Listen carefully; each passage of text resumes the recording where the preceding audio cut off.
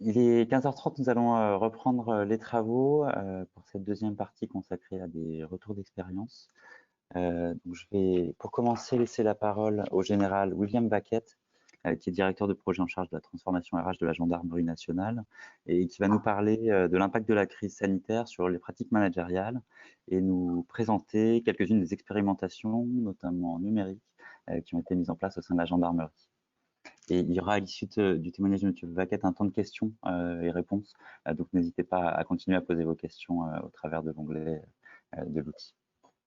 Merci beaucoup. Bonjour Monsieur le Ministre, bonjour à toutes et à tous. Alors tout d'abord, je vais rappeler pour mettre en perspective les éléments fondamentaux et de singularité du manager public au sein d'une force militaire qu'est la Gendarmerie nationale depuis près de 8 siècles d'histoire. C'est ma première partie. Puis j'illustrerai brièvement quelques nouveaux liens de coopération et de proximité numérique, comme la brigade numérique créée en 2018 pour investir les nouveaux territoires et les nouvelles frontières digitales, mais aussi grâce aux innovations en matière d'intelligence artificielle dans les RH, à travers l'exemple du projet de simulateur de carrière OSDRH. C'est là ma deuxième partie.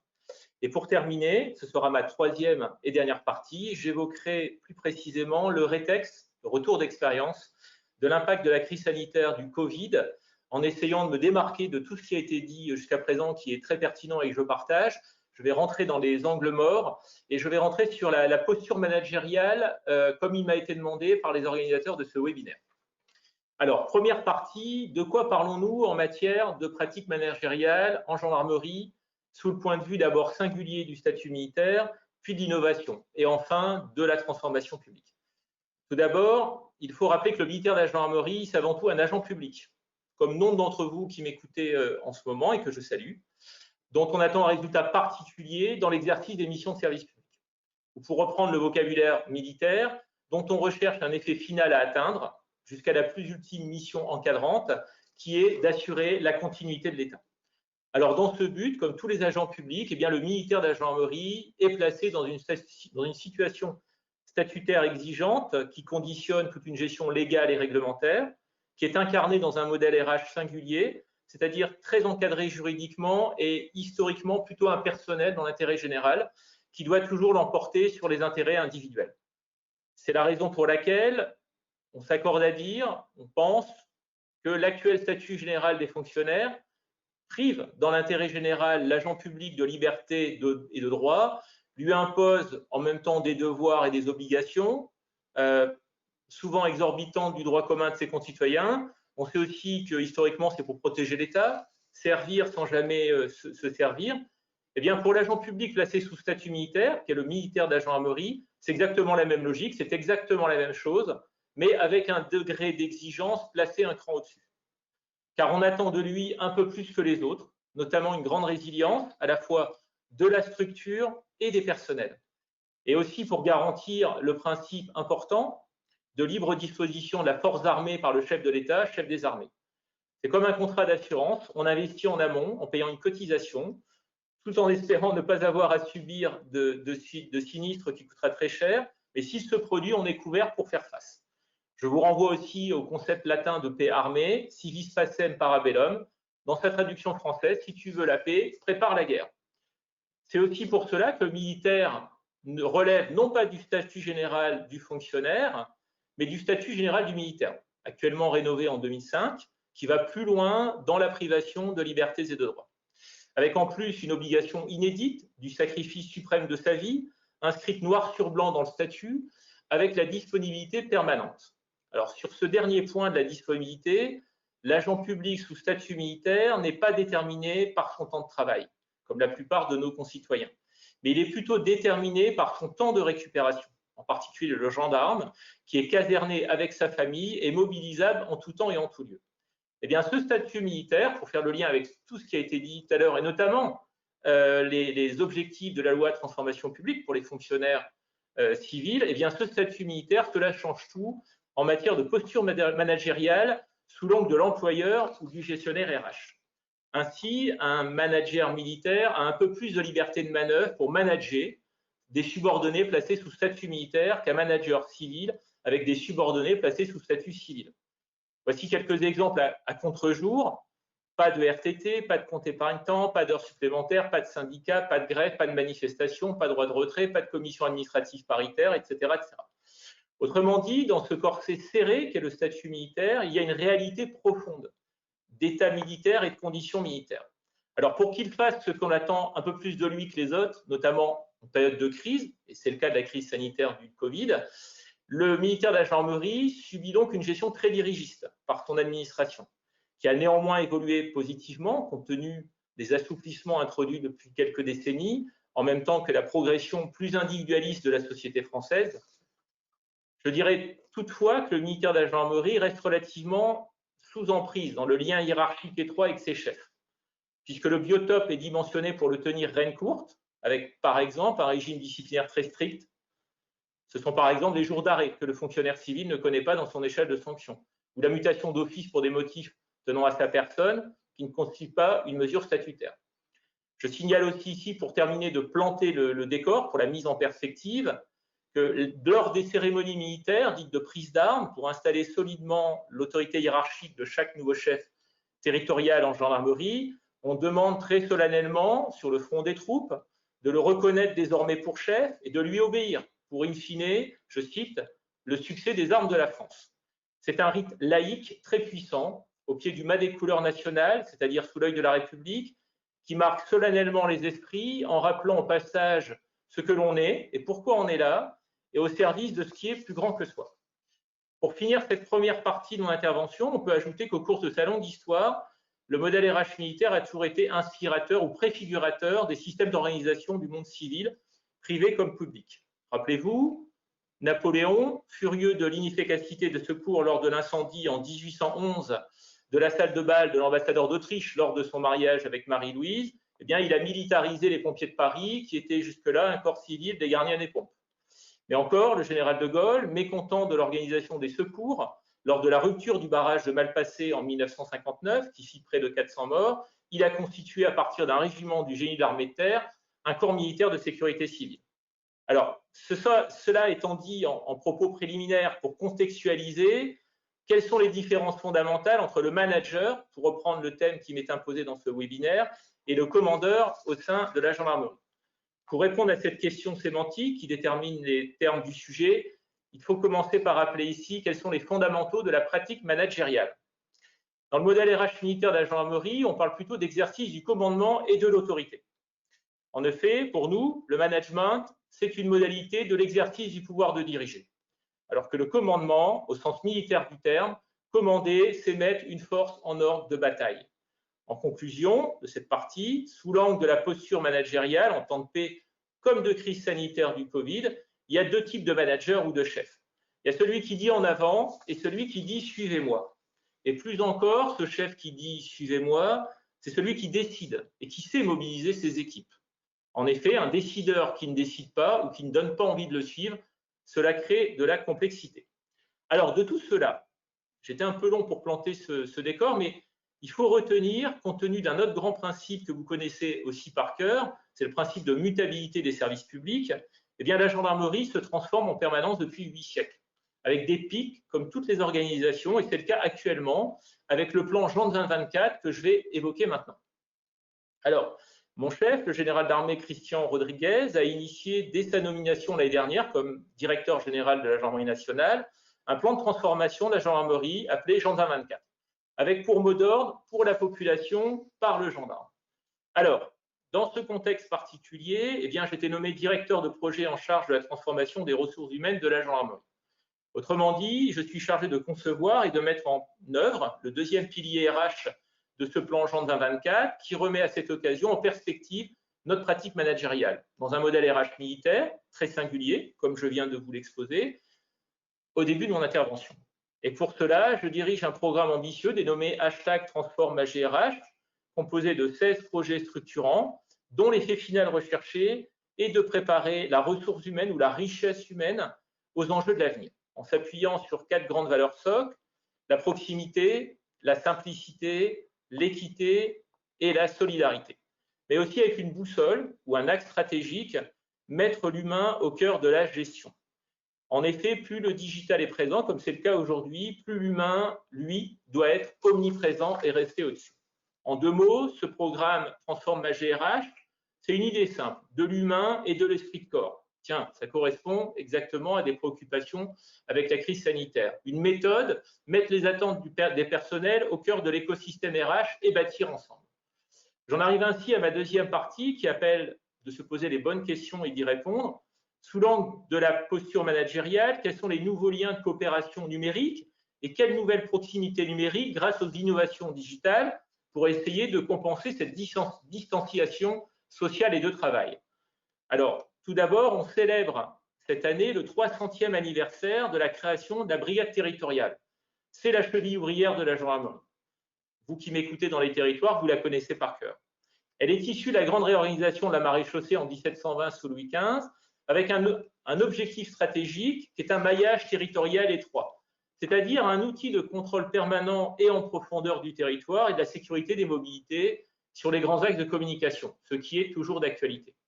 Et aujourd'hui, nous en sommes arrivés à la brigade numérique, créée en 2018, armée initialement par 20 gendarmes et depuis la Covid à 80 militaires, puisqu'elle est passée de 250 demandes jour à 3700 demandes jour. Dès lors, avec ce nouvel environnement digital, on sent bien que le manager doit désormais acquérir de nouvelles compétences numériques.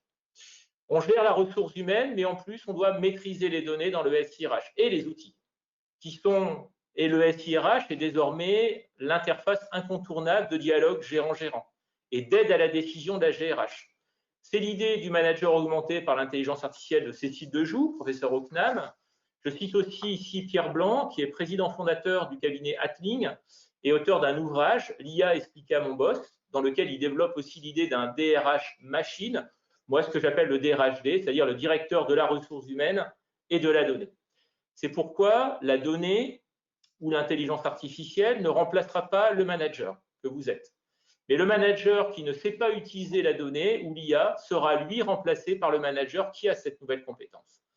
Car attention aux apprentis sorciers, du big data à la big data, je dirais qu'il n'y a qu'un pas. Alors, ceci étant précisé, voici donc concrètement une solution numérique RH innovante. J'en ai énormément, mais je vais m'arrêter sur une seule parce qu'on ne peut pas tout dire en 15 minutes, que nous développons en gendarmerie parmi d'autres que je n'ai pas le temps de présenter. Alors, on m'a demandé de vous présenter le simulateur de carrière ou SRH qui est développé en interne par le laboratoire de données de la gendarmerie, le Data Lab, dont la première brique d'aide à la mobilité via PO a été livrée début 2020 pour les temps de commandement deuxième niveau et la seconde OPAM pour optimisation du plan annuel de mutation qui est en cours de développement. Via PO, c'est plutôt une application au service du géré et OPAM au service du gestionnaire, les deux se complétant. C'est quoi concrètement Via PO? Via PO, c'est un progiciel qui facilite la gestion et la mobilité des personnels. Il répond à une attente forte en matière de transparence et de visibilité sur le déroulé de carrière et accélère les processus du gestionnaire. Cet outil prend en compte des milliers de données RH simultanément. Il est retranscrit sur une cartographie interactive pour aider le personnel géré à se positionner et le gestionnaire à faire des choix. C'est quoi concrètement OPAM? OPAM, c'est également un progiciel qui vise cette fois-ci à faciliter la gestion, mais par le gestionnaire central. Il incrémente des données du SIRH Agora à partir de cette interface et il propose des appariements. C'est du matching. Alors, je vais accélérer et couper dans les virages pour rester dans le temps imparti de 15 minutes en abordant l'effet loupe en positif et négatif de la crise de la Covid sur les postures managériales, c'est-à-dire de rentrer sur des angles morts qui n'ont pas été évoqués lors de la première table ronde. Dès le début de la crise sanitaire, je ne vais pas détailler parce que ce serait très long, mais nous avons mis sur pied à la direction générale un plan de continuité d'activité, comme toutes les administrations, armé d'un centre de planification et de conduite d'opération, ça c'est très militaire, dédié à la Covid, une cellule du management de l'information, parce que vraiment il y a tout, on ne trouvait plus rien, et ça également c'est typique au militaire, la rédaction d'un journal de marche des opérations quotidien, des outils de partage, un wiki, un forum Covid sur l'intranet gendarmerie. Sur un effectif de 100 000 gendarmes au total, nous avons chaque jour 65 000 militaires d'actifs engagés sur le terrain, sans compter les 30 000 réservistes opérationnels préservés jusqu'à présent comme force d'appui en réserve d'intervention en cas de seconde vague. Seul un statut militaire permet à un service public de sécurité intérieure d'engager instantanément de telles forces, sur un claquement de doigts du DGGN et dans la durée. Donc, ça nous fait revisiter cette problématique qui est en avant, tout le monde met en avant du télétravail, du travail à distance. Pour nous, c'est une autre problématique. Alors, pour autant, j'ai mis beaucoup en avant mon modèle et j'en ai presque honte, mais il faut aussi saluer l'engagement des fonctionnaires de l'État, territoriaux, hospitaliers qui nous écoutent, qui ont répondu présent avec leur statut, parce qu'ils ont un statut pour cela, de manière remarquable face à la Covid, comme l'a souligné le ministre, avec un sens élevé de sacrifice et du service rendu au public. Quand la France s'arrête brutalement, quasiment, on pourrait dire, sur fermeture administrative décrétée par l'état d'urgence sanitaire, eh c'est l'État qui prend le relais grâce à ses fonctionnaires. Et comme leur nom l'indique, un fonctionnaire, c'est fait pour faire fonctionner, quand plus rien ne fonctionne. Donc tout le monde aussi a fait ce qu'il a pu avec ce qu'il avait, souvent avec beaucoup d'abnégation et d'ingéniosité. Ceci étant souligné, qu'est-ce que l'on peut retenir en 2 points essentiels du rétexte Covid sous l'angle des outils numériques compensant la distanciation physique? Le plus, de manière très brève. Grâce aux outils numériques mis en œuvre par la chaîne des systèmes d'information et de communication, le lien hiérarchique n'a pas été brisé pour la gendarmerie. Le DGGN peut même commander jusqu'à la voie, jusqu'à la brigade de gendarmerie. Il a régulièrement fait des audioconférences, des visioconférences avec les gendarmes dans les brigades. C'est quand même quelque chose d'assez inédit. Nous avons notre propre réseau Ruby Gendarmerie, qui est héritier de Saphir, alors qu'Internet n'existait pas dans les années, début des années 90. On a développé un réseau de télétransmission de données. Donc, merci à nos anciens. Chat, on a utilisé des solutions éditeurs privés, Vissambly, Cisco, Tixeo, Orange Business, etc. etc. Le moins, ce que moi j'ai ressenti, c'est que pour la fonction soutien, si on met de côté l'opérationnel qui a ses propres outils, qui sont résilients, qui sont redondants et qui fonctionnent, pour la fonction soutien, les outils de télétravail ou travail à distance sécurisés qui sont à notre disposition, ils sont plutôt axés sur une relation individuelle à son espace de travail. Le span, le clip et notre interface Néo. Mais moins en collaboration horizontale et surtout quand on sort des structures de l'État.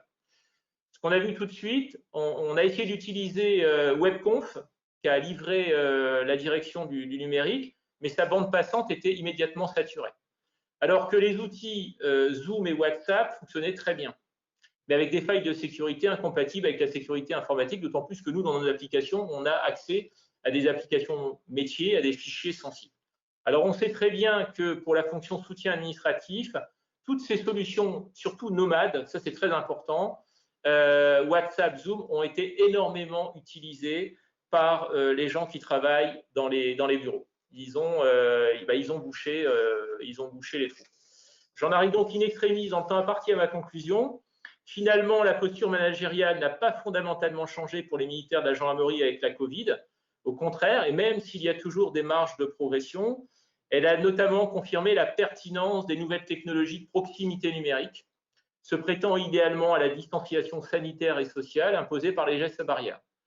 Mais aussi, cela confirme la force de notre maillage territorial déconcentré, au cœur des territoires, adossé sur 3775 casernes, abritant au total 250 000 militaires et leurs familles. Vous avez 100 000 militaires, 150 000 familles, dans un lieu unique de travail et de vie familiale.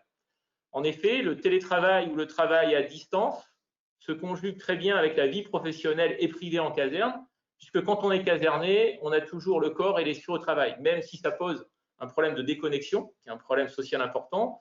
On vit sur son lieu de travail et on travaille sur son lieu de vie. Donc la question de ne plus avoir les collaborateurs, les subordonnés sous la main ou sous les yeux, pour nous, elle ne se pose pas, parce que nous avons ce système de caserne. Cependant, je dirais qu'il reste du chemin à parcourir. Il me resterait beaucoup de choses à dire, mais je n'ai pas eu le temps ici de vous parler des lignes rouges de la dématérialisation, puisqu'on voit bien qu'après la grande période de la rationalisation, on entre dans un vent porteur de dématérialisation qui pousse mécaniquement, attention, à la désintermédiation. En effet, on voit bien que la voie hiérarchique descendante et montante du modèle bureaucratique du monde de Gutenberg est percutée par toutes ces applications numériques du monde de Zuckerberg qui raccourcissent les circuits et accélèrent tout. Il faudrait peut-être pour cela organiser un autre webinaire sur la place et l'avenir de la chaîne hiérarchique intermédiaire pour préserver un management de proximité, ce que j'appelle jusqu'au dernier kilomètre. C'est un angle mort important qui a été soulevé par Nadi Bouana tout à l'heure, le DINUM, car je reviens finalement à ma boussole empathique de directeur de la transformation des RH de la gendarmerie. Quelle que soit la situation, la paix, la crise, la guerre, c'est de l'humain, toujours de l'humain et rien que de l'humain. Et c'est peut-être Paul Valéry qui résume tout simplement ce qu'est le manager à l'épreuve dans son ouvrage publié chez Gallimard en 1941, intitulé Mauvaise pensée et autres. Un chef est un homme qui a besoin des autres. Voilà, je vous remercie pour votre attention. Un grand merci pour cette intervention inspirante. Alors, vous l'avez souligné, on est contraint en termes de temps. Et donc, pour permettre à tous les intervenants de développer leurs propos et de respecter les délais, malheureusement, on n'aura pas le temps de poser une question, mais effectivement, peut-être prévoyons un prochain webinaire pour que vous puissiez développer un petit peu plus longuement votre pensée et pouvoir répondre aux questions. Donc, merci beaucoup, Monsieur Vaquette.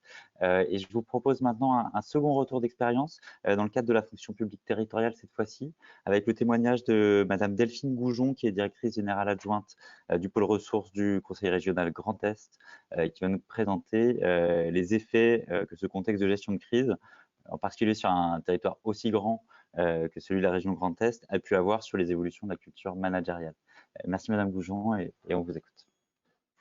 Merci Monsieur Vernet. Bonjour à tous. Je suis ravie de pouvoir intervenir lors de ce webinaire et de faire part de notre retour d'expérience au sein de la région Grand Est. Alors, le ministre l'a dit tout à l'heure, la crise sanitaire a engendré de nouveaux défis managériaux, en particulier à travers le management à distance. Le principal point de mon propos sera de montrer qu'en réalité, avec une collectivité de la taille de celle de la région Grand Est, ces défis managériaux se sont bien sûr accrus, mais ils existaient déjà avant la crise, puisque organisés en multisite, nous expérimentons tous les jours le management à distance. Donc peut-être en préambule, vous rappeler ce qu'est la région Grand Est aujourd'hui. La région Grand Est, c'est d'abord une collectivité récente, comme vous le savez sans doute. Alors, je vais peut-être juste passer la première slide du PowerPoint, si vous voulez bien. Merci beaucoup. Donc, c'est d'abord une région récente, issue de la fusion au 1er janvier 2016 des régions Alsace, Lorraine et Champagne-Ardenne. C'est également une région de taille importante. Nous avons l'habitude de la comparer à nos voisins les plus proches pour indiquer que la région équivaut à pratiquement 2 fois la Belgique et d'établir qu'entre Charleville-Mézières au nord-ouest et Mulhouse au sud-est de la région, nous avons 450 km à faire. C'est de ce fait une région qui est organisée en multisites, à la fois pour ses 2000 agents administratifs, puisque nous avons aujourd'hui 3 sites principaux, le siège de Strasbourg, les 2 hôtels de région de Châlons en Champagne et de Metz, et 13 maisons de région, qui sont les portes d'entrée de la région sur le territoire, tant pour les acteurs institutionnels que pour les acteurs économiques ou les acteurs de la formation, que pour les lycées. Nous avons également 5500 agents qui travaillent dans les lycées du Grand Est, qui sont au nombre de 240 établissements scolaires. Donc, autant vous dire qu'effectivement, nos enjeux managériaux ont été tournés au regard de notre caractéristique en multisite et dès le départ vers le management à distance. Si vous voulez bien passer la deuxième slide. Donc, ces enjeux, en fait, sont principalement au nombre de 3. Alors, peut-être précisons déjà que la collectivité a environ 850 managers, 500 managers de proximité dans les établissements scolaires et environ 350 dans les sites administratifs. Donc, nos 3 enjeux managériaux principaux au moment de la fusion et encore aujourd'hui, c'est bien entendu de consolider notre nouvelle région en lui donnant du sens à l'action quotidienne. C'est également construire une culture d'administration qui ne soit pas celle ni de l'Alsace, ni de la Lorraine, ni de la Champagne-Ardenne, qui soit bien celle du Grand Est. Autrement dit, faire région Grand Est. Et ça, force est de constater, après plusieurs années de fusion, que cela ne se décrète pas, que ça se vit, que ça prend du temps et que pour cela, le manager est un des éléments indispensables à l'émergence de cette culture administrative commune. Notre deuxième enjeu, c'est bien sûr d'accompagner la transformation interne, les grandes évolutions de la collectivité. Pour un manager habitué traditionnellement à avoir ses équipes à proximité, dans le même couloir, dans le même bâtiment, passer d'un management sur site à un management multisite implique de s'adapter, d'adapter sa posture managériale, nous y reviendrons, mais implique également d'utiliser des outils managériaux un petit peu nouveaux et de plus se déplacer. Et puis, ça implique aussi pour le manager le fait d'accompagner les grandes évolutions de la collectivité, puisque, compte tenu de notre taille, nous avons souhaité territorialiser notre administration pour la rapprocher des territoires. Et c'est bien, de notre point de vue, au manager d'être l'ambassadeur, j'ai repris le terme de coach, le terme d'ambassadeur convient également, de ce changement, l'expliquer à ses équipes, le positiver et lui donner du sens. Et puis, nous souhaitons également, parmi les enjeux managériaux, libérer les potentiels organisationnels et humains, développer l'agilité à la fois dans les relations et dans l'organisation, passer d'une organisation matricielle, passer à une organisation matricielle, faire vivre la transversalité et la gestion de projet. Alors, la crise sanitaire, comment l'avons-nous vécue et comment est-ce qu'elle a exacerbé nos enjeux managériaux, si vous voulez. Merci beaucoup. Alors, vous le savez sans doute, la région Grand Est a été très vite une région très concernée par cette crise sanitaire. Ce que vous savez peut-être moins, c'est qu'en réalité, nous sommes passés du virus informatique au virus médical, puisque dès le 14 février, nous sommes hackés avec une demande de rançon et pendant 5 jours, en dehors de la messagerie, plus rien ne fonctionne de notre système d'information. Ce qui nous a incité très rapidement à passer à une gestion, à une communication de crise. Et puis au bout de 5 jours, lorsqu'on arrive à remettre en place notre réseau informatique, notre président Jean Rotner, dont vous le savez certainement qu'il est originaire de Mulhouse, nous alerte très rapidement sur le foyer de Covid-19 à Mulhouse et très vite, aussi bien le Haut-Rhin que le Bas-Rhin deviennent extrêmement concernés par le nombre de cas. Donc nous mettons en place de la gestion de crise en interne au sein de la collectivité et nous participons aux gestions de crise mises en place au niveau des préfectures, notamment dans le Haut-Rhin et dans le Bas-Rhin. Ce qui fait qu'effectivement, dès la fin du mois de février, nous commençons à réfléchir à notre plan de continuité de l'activité, parce qu'évidemment, quand on fusionne une collectivité, il n'entre pas forcément dans nos priorités de mettre en place un plan de continuité de l'activité. On a beaucoup d'autres choses à faire et nous n'avions pas actualisé les plans de continuité de l'activité des 3 anciennes collectivités. La priorité pour nous, étant une collectivité de moindre proximité qu'une commune, une intercommunalité, c'est la préservation de la santé de nos agents. Donc, effectivement, le 17 mars au soir, la majorité de la quasi-totalité des agents administratifs sont passés en télétravail. Les lycées sont fermés, les agents des lycées sont maintenus en activité en bénéficiant d'autorisations spéciales d'absence et un service minimum se met en place, à la fois au niveau du lycée en lien avec le chef d'établissement et au niveau des sites administratifs pour la gestion du courrier, la sécurité des bâtiments et un petit minimum d'entretien. Ce qui fait qu'effectivement, pendant toute cette phase de confinement, nous avons les 4/5 de nos agents qui vont être en situation de confinement généralisé. Nous restons en dialogue social constant. Le CHSCT se réunira 5 fois entre le 11 mars et le 4 juin. Notre infrastructure technique, assez vite relevée de notre virus informatique, tiendra le choc avec la possibilité de faire télétravailler en simultané jusqu'à 1900 agents sur les 2000 des sites administratifs. Nous avions avant la crise environ 1200 agents dotés d'ordinateurs portables rendant possible ce travail à distance et avec la crise, nous avons eu la possibilité de monter ce matériel à 1900 ordinateurs. Dans le même temps, nous développons des outils tels que Teams, tels que les outils de visioconférence, un certain nombre de ressources numériques via notre intranet régional. Et c'est un formidable booster pour nos outils de parapheur électronique et de gestion électronique du courrier qui avaient été mis en place quelques mois avant seulement et qui n'avaient pas forcément trouvé beaucoup d'intérêt auprès de tous les agents. Évidemment, dès lors que chacun reste chez soi et que les contacts sur site ne sont pas possibles, ce sont des outils dont l'utilisation a été très très largement renforcée. Je dois dire globalement que nous avons été une région où une partie de nos agents a pu être éprouvée par cette crise, avec des situations individuelles et personnelles, y compris des décès alors non pas d'agents fort heureusement, mais de proches d'agents, avec une inquiétude sans doute, je pense, plus importante que dans le reste de la France, qui était très, très légitime, évidemment. Et moi, aujourd'hui, je peux dire que je suis quand même fière de la façon dont nous avons géré à la fois la communication de crise, dont nous avons su préserver la santé de nos agents et d'où nous leur avons donné les moyens de continuer le travail. Pour autant, le travail d'anticipation de la reprise a été aussi important parce qu'il s'agissait de rassurer et de redonner confiance. Il s'agissait de produire dans des temps relativement limités les outils permettant justement cette réassurance et cette confiance. Je vous ai mis dans le PowerPoint les 2 guides que nous avons produits à la fois pour le retour au bureau et pour le retour dans les établissements scolaires.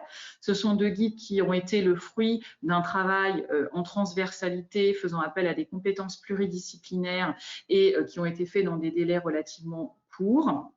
Et puis, nous avons également, à la fois pour les lycées, eu une période transitoire après le 11 mai, puisque les lycées de la région Grand Est n'ont réouvert que le 2 juin. Donc, pendant cette période entre le 11 mai et le 2 juin, il y a eu un retour progressif à la normale, mais qui était d'autant plus progressif qu'on n'avait pas encore de lycéens qui étaient de retour.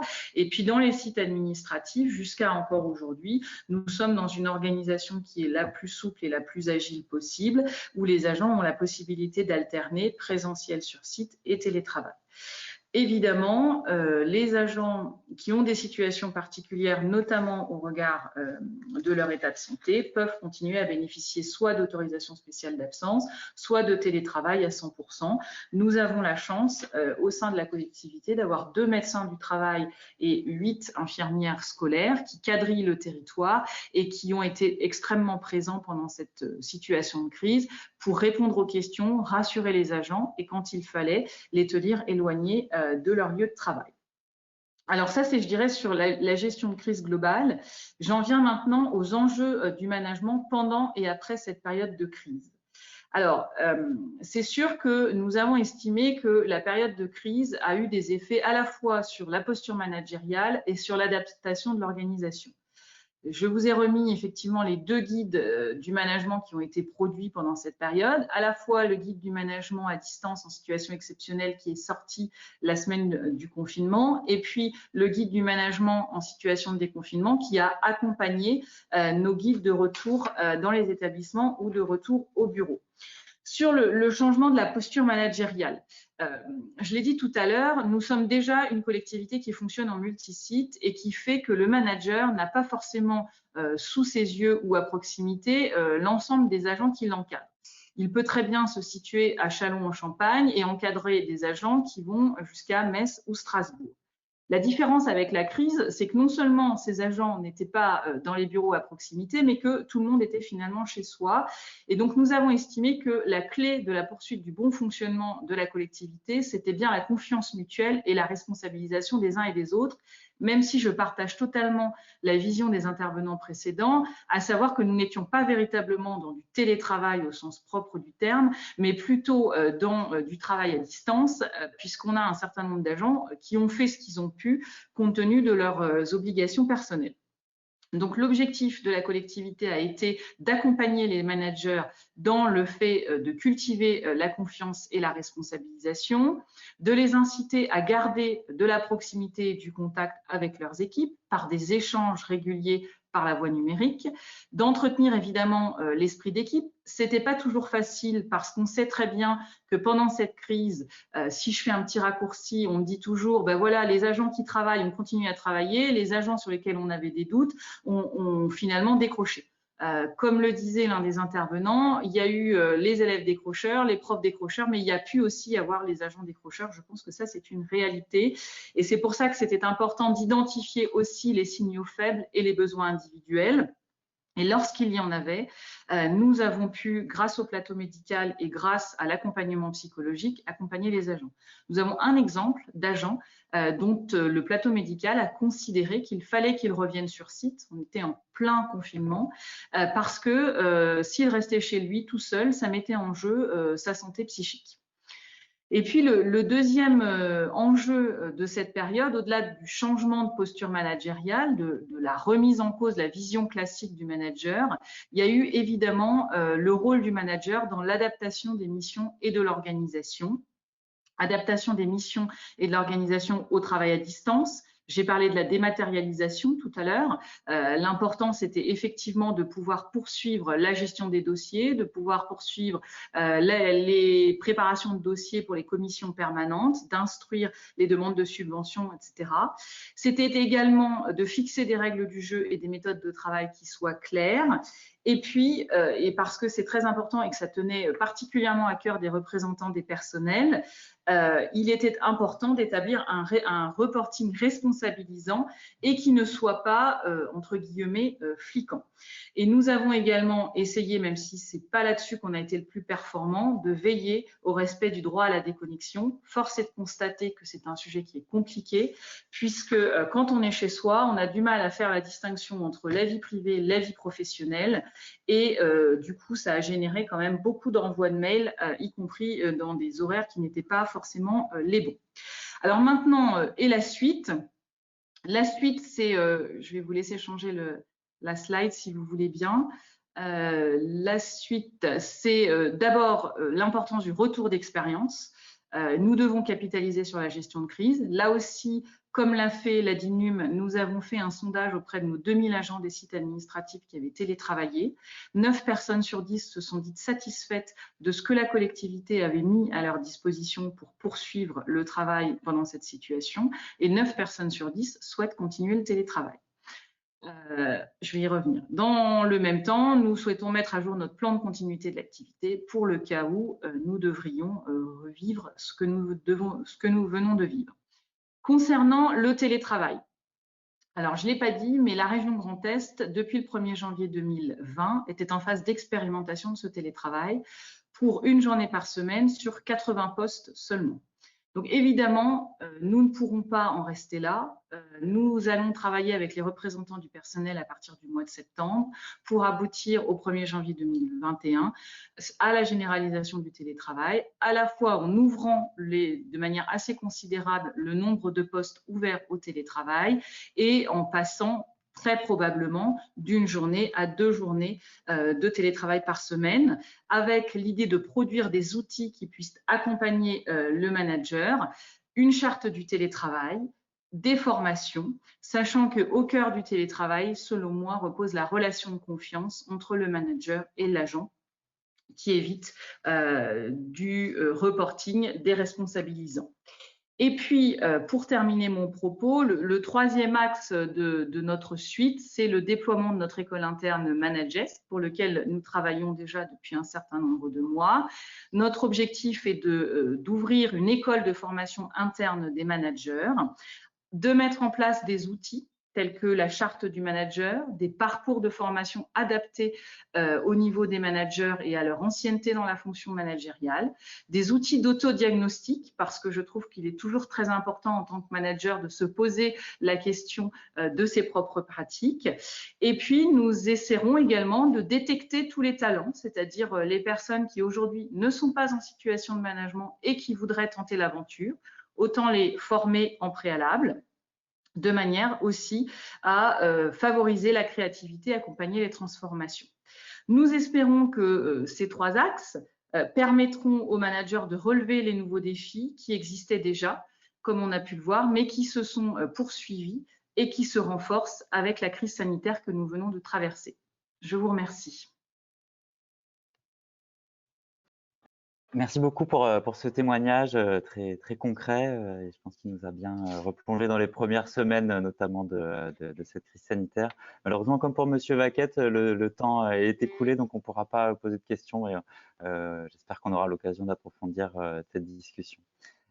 Merci beaucoup. Et puis, on va ouvrir la dernière séquence de ce webinaire avec Monsieur Boujard, donc, qui est le directeur de la transformation RH d'Engie.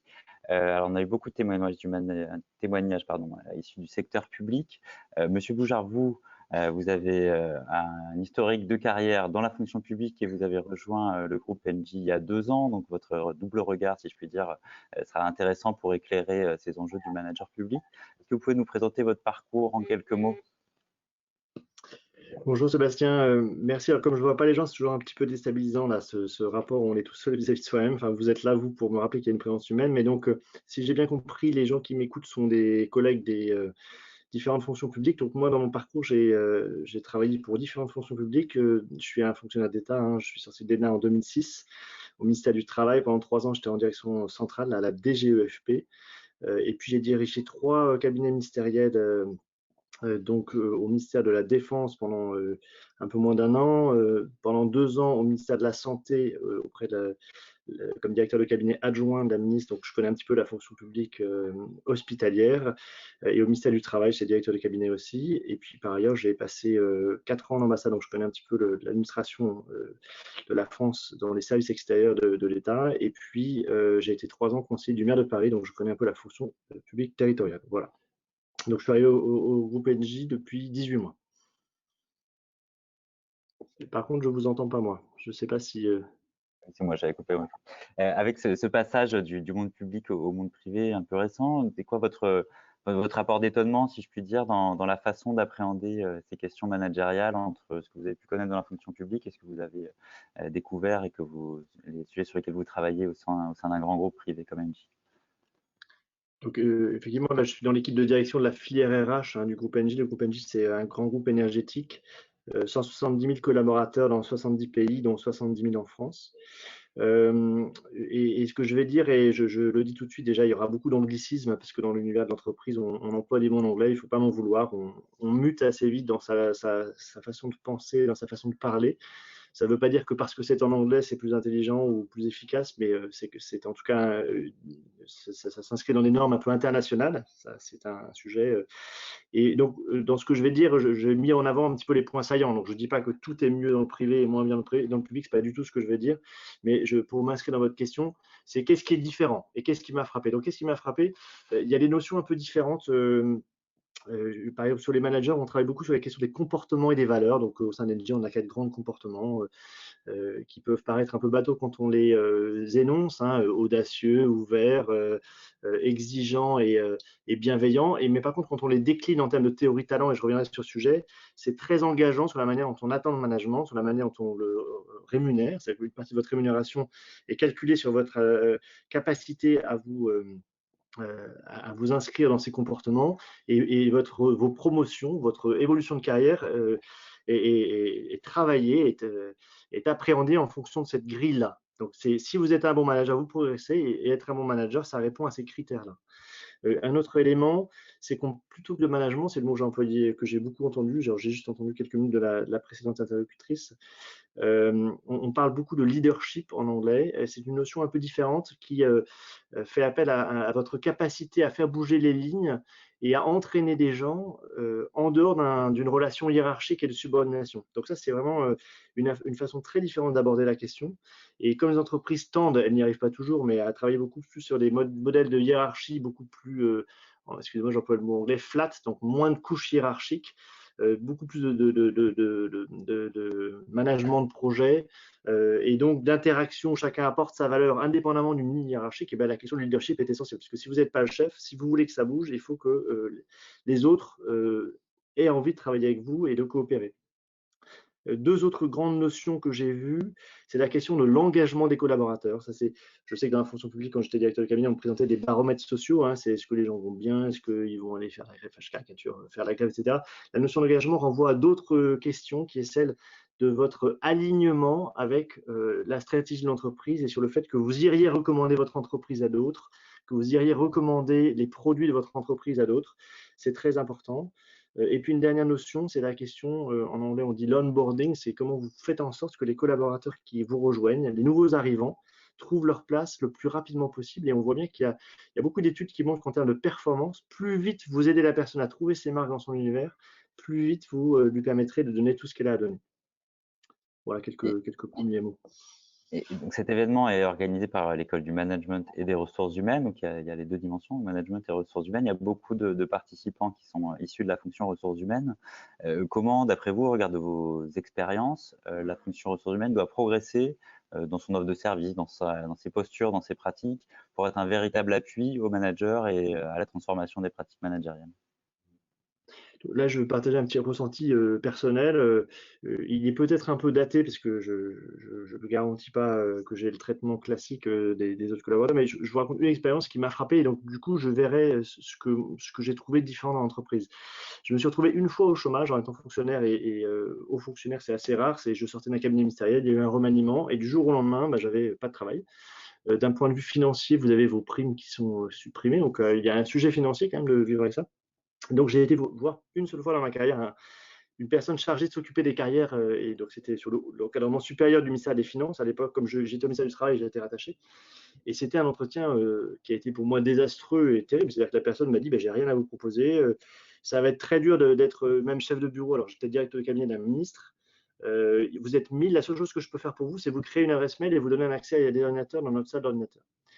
Je caricature pas, ça m'est arrivé vraiment. Je dis pas que ce serait toujours ça, mais du coup, ce que j'en tire, c'est que là, j'avais pas du tout une notion de service. Il m'est arrivé d'avoir des bons accompagnements administratifs. Hein. Quand j'ai dû passer dans le privé, il y a un dossier à monter. J'ai eu un service administratif qui m'a aidé à ça. Mais aujourd'hui, les fonctions RH dans les entreprises, elles ne se vivent plus du tout comme être dans un accompagnement administratif. Elles se vivent vraiment comme une fonction stratégique. C'est là qu'on les attend. Vous ne pouvez pas réussir la stratégie d'entreprise de croissance si vous n'avez pas la capacité d'aller chercher des talents, si vous n'avez pas la capacité d'avoir les bonnes compétences, et souvent les bonnes compétences, on les recherche ardemment. Et ce que j'ai vécu, moi, dans l'administration, c'est aussi des parcours très figés. Alors, j'ai de la chance, je suis dans la bonne caste, entre guillemets, je suis énarque, mais j'ai un certain nombre d'amis qui essaient de passer les concours de promotion interne, et ils s'y reprennent à plusieurs fois, c'est très codé, parfois pour des mauvaises raisons, ils sont recalés. Heureusement que dans l'entreprise, on vit on voit votre potentiel et ce que vous produisez, et on ne vous met pas un tampon à vie parce que vous êtes dans telle catégorie avec tel concours. Passer un concours à 25 ans et qu'après toute votre vie, ça conditionne votre vie, me paraît terrible. Et donc ça, c'est quelque chose qui est… vraiment, tout n'est pas mieux dans le privé, mais ça, c'est mieux. Autre élément, la notion de service rendu et de client. Alors, c'est très déstabilisant pour quelqu'un qui vient du public d'arriver dans le privé et de découvrir la notion de client. Nous, on parle bien d'usager dans le public, mais l'usager, à la fin, s'il n'est pas content, il reviendra demain parce que de toute façon, il n'a pas le choix. Le client, s'il n'est pas content, il ne reviendra pas. Donc, et ça, c'est une notion importante. Et puis, sur la notion de talent, je l'évoquais tout à l'heure. Moi, dans ma carrière, à aucun moment, on m'a contacté pour me dire comment tu pourrais te développer. Quelles sont tes forces, quelles sont tes faiblesses, où est-ce que tu veux aller, comment je t'accompagne avec des outils, hein, ils sont connus. Le 360 degrés, j'en ai fait un, c'est assez fort. Hein. Toutes les personnes qui vous connaissent et qui travaillent avec vous vous disent qu'elles pensent de vous de manière anonyme, donc vous pouvez vous le prendre en pleine figure pour progresser. Comment on a des plans de succession, qu'on prévoit qu'après tel dirigeant, quelqu'un d'autre, et on prépare la personne, du coup, en lien avec la notion de talent. On fait ce qu'on appelle des people reviews, donc encore des mots en anglais, mais comment je fais le tour de tous les collaborateurs et je vois l'évolution pour chaque personne. Et puis cette notion de talent qui est essentielle sur comment on investit sur eux, on essaie de les retenir et on les fait entrer dans des programmes où on les développe. Voilà. Et peut-être si on va un peu plus en détail dans une expérience, une expérimentation que vous avez mise en œuvre ou connue au sein du groupe Engie qui est particulièrement marquante sur l'accompagnement des managers et potentiellement le rôle de la fonction RH dans cet accompagnement. Qu'est-ce que vous pouvez nous détailler comme retour d'expérience? Je vous en donne quelques-unes. Je pense qu'au cœur de ça, il y a la notion de transformation, qui est partout. Hein. Je sais que dans le public, on utilise beaucoup ce mot-là aussi. C'est vrai que la transformation d'une entreprise a un angle différent parce que l'entreprise est mortelle. Et même un grand groupe mondial côté au CAC 40 comme Engie a perdu 30% de son chiffre d'affaires en quelques années avant de faire sa transformation et de passer d'une des entreprises les plus polluantes avec beaucoup de charbon à l'une des entreprises énergétiques les moins polluantes au monde. Elle a vendu 13 milliards d'actifs et a racheté beaucoup d'entreprises et a complètement changé ses activités. Et ça, en termes RH, c'est très, très puissant. Donc, il faut accompagner les collaborateurs pour qu'ils soient au bon niveau de compétences, qu'ils aient les bons métiers. Donc, pour le manager dans cette affaire, on lui demande vraiment d'accompagner, de porter, d'être le réceptacle de cette transformation.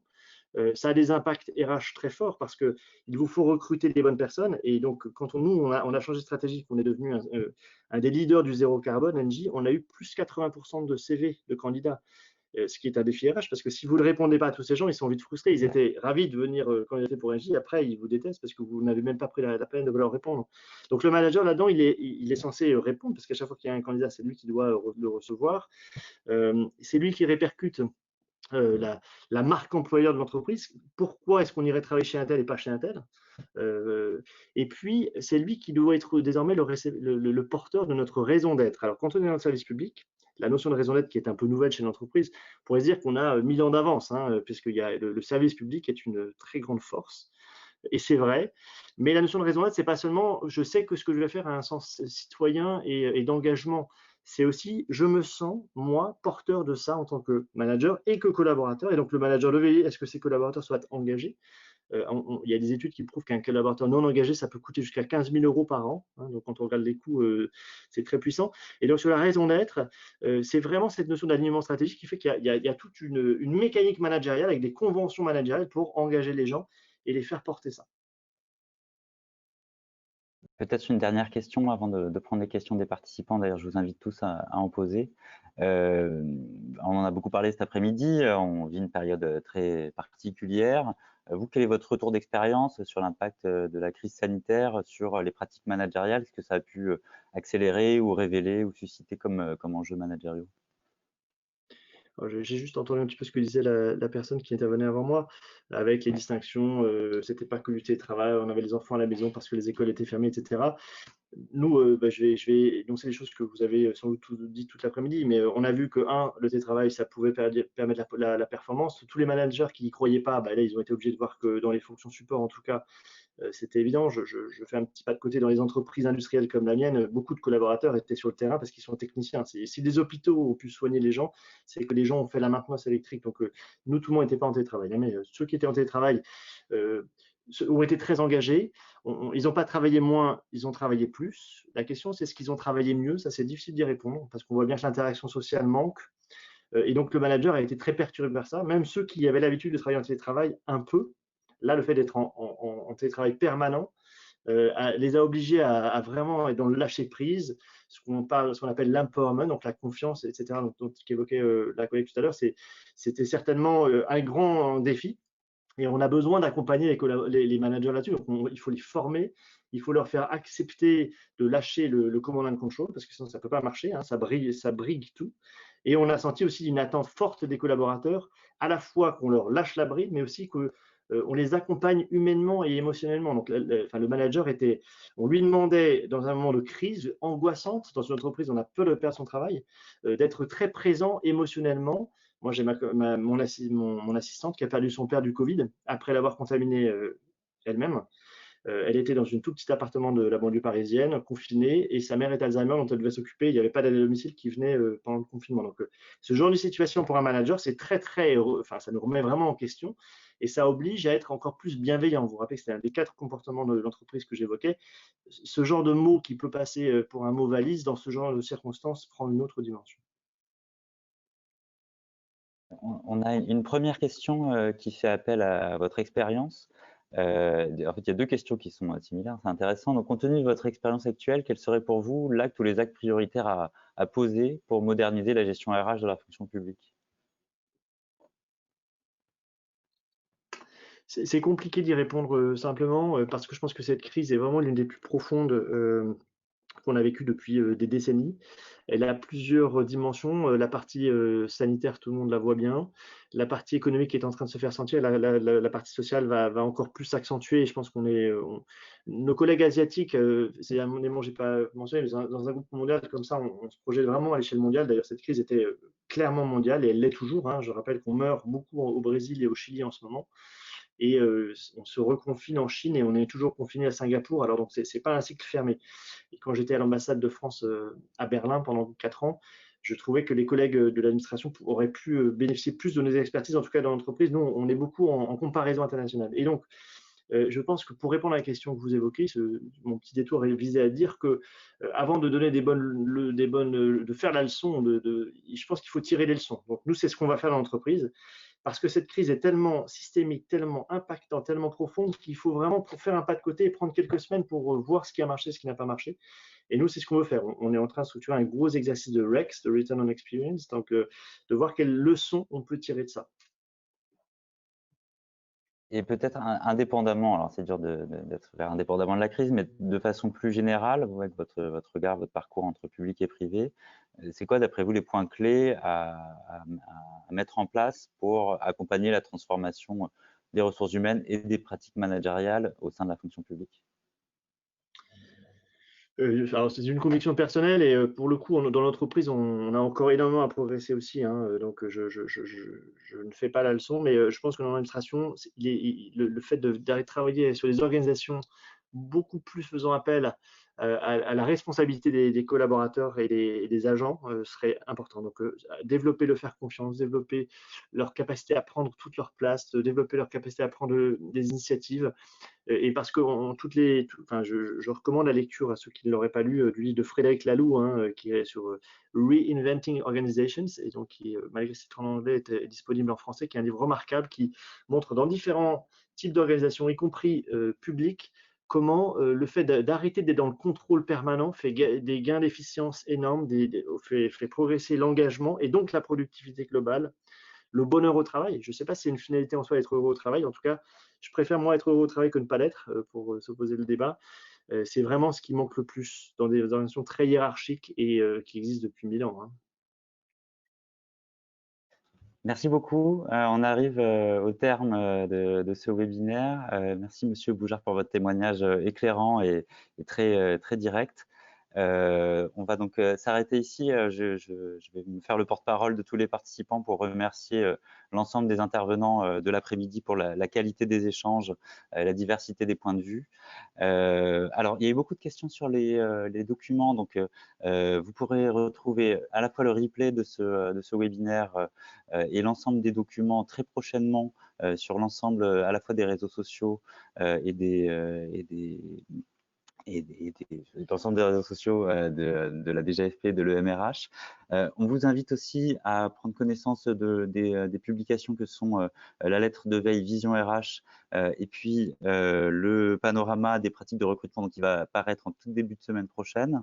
Et puis on vous donne rendez-vous à un prochain webinaire de l'EMRH très prochainement. Merci à tous et à très bientôt.